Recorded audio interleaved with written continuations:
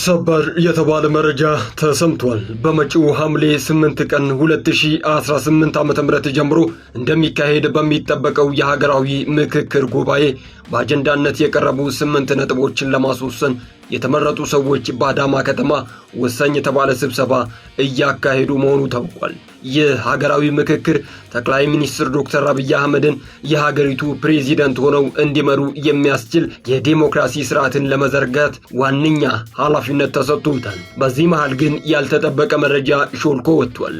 ወትሮውንም የባለቤትነት ጥያቄን ጨምሮ የአስተዳደር ጥያቄዎች የሚቀርቡባት የኢትዮጵያ ርዕሰ መዲና አዲስ አበባ ክልል እንደምትሆንና ሕገ መንግስቱም እንደሚሻሻል ውሳኔ መተላለፉን ከታማኝ ምንጮች አረጋግጠናል። ዝርዝር መረጃውን ይዘናል፣ እንነግራችኋለን። መንግስት በሀገሪቱ እየናረ በመጣው የኢኮኖሚ ጫና እየተጎዱ ላሉ ተቀጣሪ የመንግስት ሰራተኞች ከፍተኛ የሆነ የደሞዝ ጭማሪ ለማድረግ ውሳኔ ማሳለፉን ከታማኝ ምንጮች አረጋግጠናል። የደረሰን ጥቆማ እንደሚያስረዳው የደሞዝ ጭማሪው ከመጪው መስከረም ወር 2019 ዓ.ም ጀምሮ ተግባራዊ ይደረጋል። ዝርዝር መረጃውን ተከታዮቹን ደቂቃዎች አብራችሁን ስትቆዩ የምትሰሙት ይሆናል። አክብሮታዊ ሰላምታችን በያላችሁበት የዓለም ጫፍ ድረስ ክብሯን ተከታታዮቻችን እንደምን ቆይታችኋል? ለሰዓቱ ያሰባሰብናቸውን አዳዲስና ወቅታዊ መረጃዎች የምናስደምጣችሁ ይሆናል። በሰዓቱ ጥንቅራችን እነዚህንና ሌሎች በርካታ ጉዳዮችን እናስደምጣችኋለን። ለአዳዲስ እንዲሁም ወቅታዊና ታማኒ መረጃዎች ቻናላችንን ሰብስክራይብ በማድረግ ቤተሰብ ይሁኑ።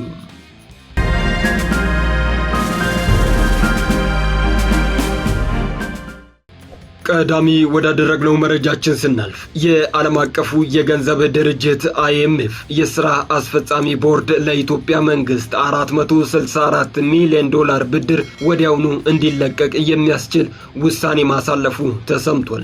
የድርጅቱ ሥራ አስፈጻሚ ቦርዱ ውሳኔውን ያሳለፈው የኢትዮጵያን የተራዘመ ብድር አቅርቦት ወይንም ECF አምስተኛ ዙር ግምገማን ከተመለከተ በኋላ ነው። የIMF ሥራ አስፈጻሚ ቦርድ ለ4 ዓመታት የሚቆየውን የኢትዮጵያን የተራዘመ የብድር አቅርቦት ያጸደቀው በሐምሌ 2016 ዓ.ም ነበር። ድርጅቱ ባለሙያዎቹን ወደ ኢትዮጵያ በመላክ የሚያደርጋቸውን ግምገማዎች መሰረት በማድረግ ከዚህ ቀደም ለ4 ጊዜያት ያህል የተለያየ መጠን ያላቸውን ብድሮች ለኢትዮጵያ መንግስት ሲለቅ መቆየቱ ይታወሳል። የድርጅቱ የባለሙያዎች ቡድን 5ኛ ዙር ግምገማ ለማድረግ ወደ ኢትዮጵያ መጥቶ የነበረው ባለፈው ወር ሚያዝያ ወር ላይ መጨረሻ አካባቢ ነበር። ከቡድኑ ጉብኝት በኋላ ዓለም አቀፉ የገንዘብ ድርጅት IMF እና የኢትዮጵያ መንግስት ባለስልጣናት በባለሙያዎቹ ደረጃ ስምምነት ላይ መድረሳቸው ባለፈው ግንቦት ወር መጨረሻ ላይ ይፋ ተደርጓል። IMF በዚሁ ወቅት ባወጣው መግለጫ ስምምነቱ ለኢትዮጵያ $468 ሚሊዮን ብድር መልቀቅ የሚያስችል እንደሆነ ገልጾ ነበር። ድርጅቱ ረቡዕ ሰኔ 24 ቀን 2018 ዓ.ም ሌሊት ባወጣው መግለጫው ይፋ ያደረገው የብድር መጠን ግን ባለፈው ግንቦት ወር ከተገለጸው $4 ሚሊዮን ያነሰ ሆኖ ተገኝቷል።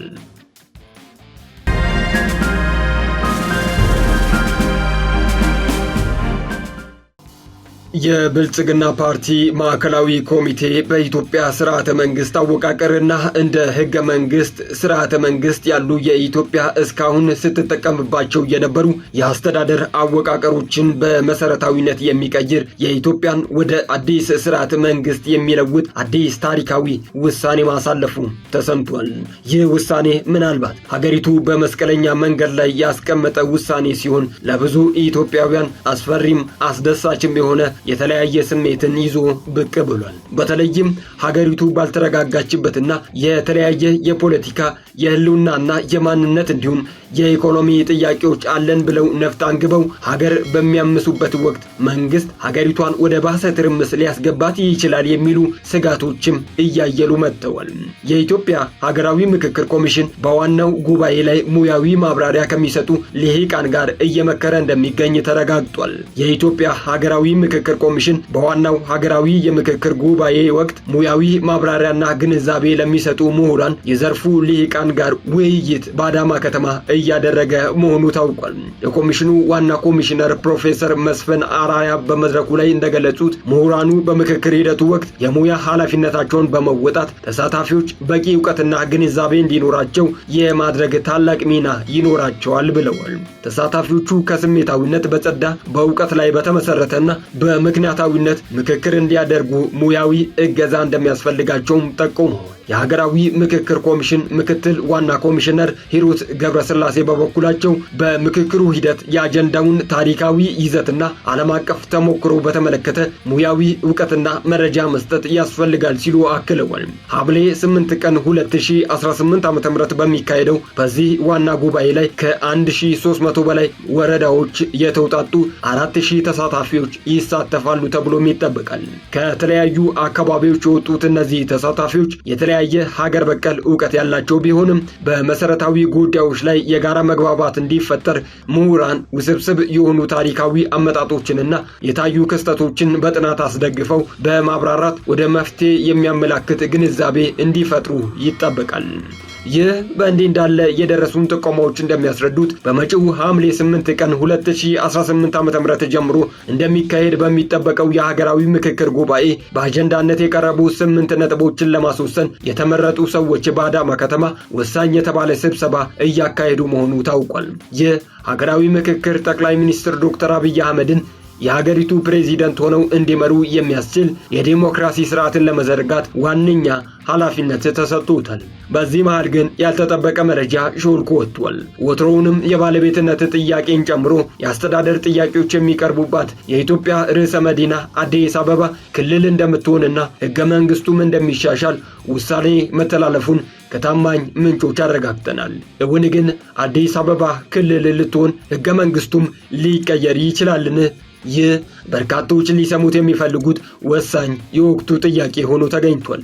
ገዢው ብልጽግና ፓርቲ ከሰሞኑ በአዳማ ከተማ የማዕከላዊ ኮሚቴ ስብሰባውን ማድረጉ እየተዘገበ ነው። ፓርቲው በይፋዊ ገጹ ላይ ባያረጋግጥም ስብሰባ መቀመጡን የሚገልጹ መረጃዎች እየወጡ ይገኛሉ። አንዳንድ ያልተረጋገጡ መረጃዎች እንዳመላከቱት ከሆነ ብልጽግና በዚህ ስብሰባ ሕገ መንግስቱን ለመቀየር፣ አዲስ አበባና ድሬዳዋ ከተማ አስተዳደርን ክልል ለማድረግ፣ የመሬት ፖሊሲን ለመቀየር፣ ስርዓቱን ከፓርላሜንታሪ ወደ ፕሬዚዳንታዊ እንዲሆን መወሰኑ እየተሰማ ይገኛል። እነዚህን መረጃዎችን በተመለከተ በይፋ የተረጋገጠ መረጃ ማግኘት ባይቻልም እነዚህ ውሳኔዎች እውነተኛ ከሆኑ ግን ማርሽ ቀያሪ ውሳኔዎች እንደሚሆኑ ይጠበቃል።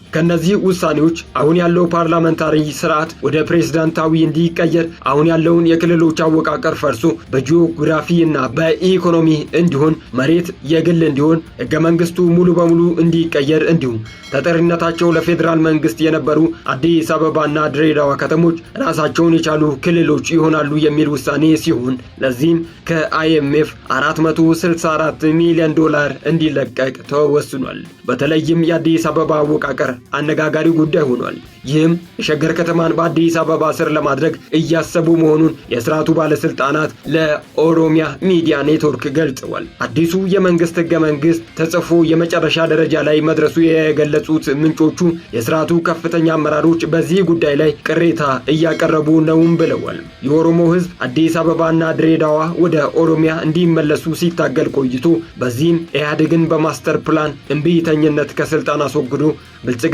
ወደ ስልጣን አምጥቶታል።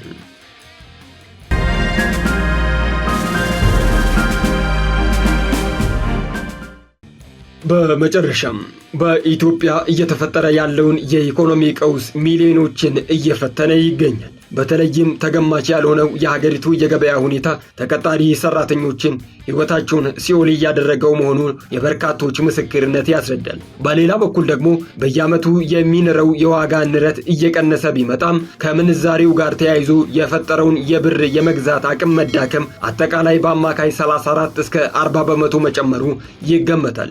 ይህ በእንደ ነዳጅ፣ እና ዘይትና ለሰው መሰረታዊ የሚባሉ ዕቃዎች ከዚህ በላይ እንደሆነ መረጃዎች ያመለክታሉ። ለምሳሌ ነዳጅን ብንወስድ ከማሻሻያው በፊት በሊትር 79 ብር የነበረው የነዳጅ ዋጋ በአሁኑ ሰዓት 124 ብር ደርሷል። ይህ ማለት 57 በመቶ ጨምሯል እንደማለት ነው። ይህ ጭማሪ በእያንዳንዱ የመንግስት ሰራተኛ ቤት በተለየ መልኩ የሚገባ ጭማሪ ነው። ለማሳያነት ዘይትን ብንወስድ ከማክሮ ኢኮኖሚው በፊት እንደ አውሮፓውያኖቹ የዘመን አቆጣጠር በ2024 በፈረንጆቹ የነበረው አማካይ የዋጋ ግምት 1200 ብር ሲሆን አሁን ደግሞ 2800 ብር ተጠግቷል። ይህ ከመቶ በመቶ ማለትም ከእጥፍ በላይ የዋጋ ጭማሪ በመንግስት ሰራተኛው የህልውና ጫና ውስጥ ከቶት ይገኛል። ይህ በቤት ኪራይና ሌሎች መሰረታዊ ወጪዎች በቅርቡ መንግስት የደሞዝ ጭማሪ በማድረግ ለማስተካከል ቢሞክርም የህዝቡ መከራ ግን ንቅንቅ ሊል አልቻለም። የፌዴራል መንግስት ይህንን ጫና በዘላቂነት ለመቀነስ በሚል ከቀጣይ መስከረም 1 ቀን 2019 ዓ.ም ጀምሮ ግን አዲስ የደሞዝና የጥቅማ ጥቅም ማስተካከያ ሊያደርግ እያሰበ መሆኑ ተገልጿል። ይህ ዜጎች በተለይም ዝቅተኛ የገቢ ምንጭ ያላቸው የሲቪል ሰርቫንት ማህበረሰቦች ክፉኛ መጎዳቱን የሚታወቅ ሲሆን የደሞዝ ማሻሻያው ይህንን ከግምት ውስጥ ያስገባ ስለመሆኑም ሰምተናል። ይህንን ጭማሪ ለባንክ ሰራተኞችንም የሚያጠቃልል ሲሆን ዓመታዊ ቦነስ፣ የግብር ቅነሳ፣ የደንብ ልብስና ጥቅማ ጥቅም ያካተተ ማሻሻያ እንደሚደረግ ከገንዘብ ሚኒስቴር የወጡ መረጃዎች ያሳያሉ። መረጃው በይፋ ያልተገለጸና በሚስጥር የተያዘ ቢሆንም መንግስት እየሰራበት እንደሆነ ለማወቅ ተችሏል።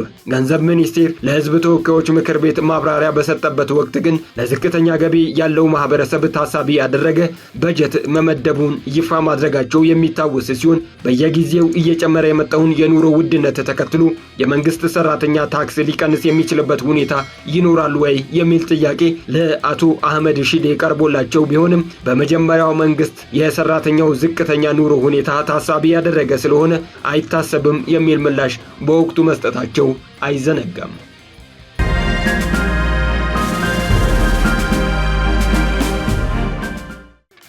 የተከበራችሁ ተከታታዮቻችን ለሰዓቱ ያጠናቀርናቸው መረጃዎቻችን በዚሁ አበቁ።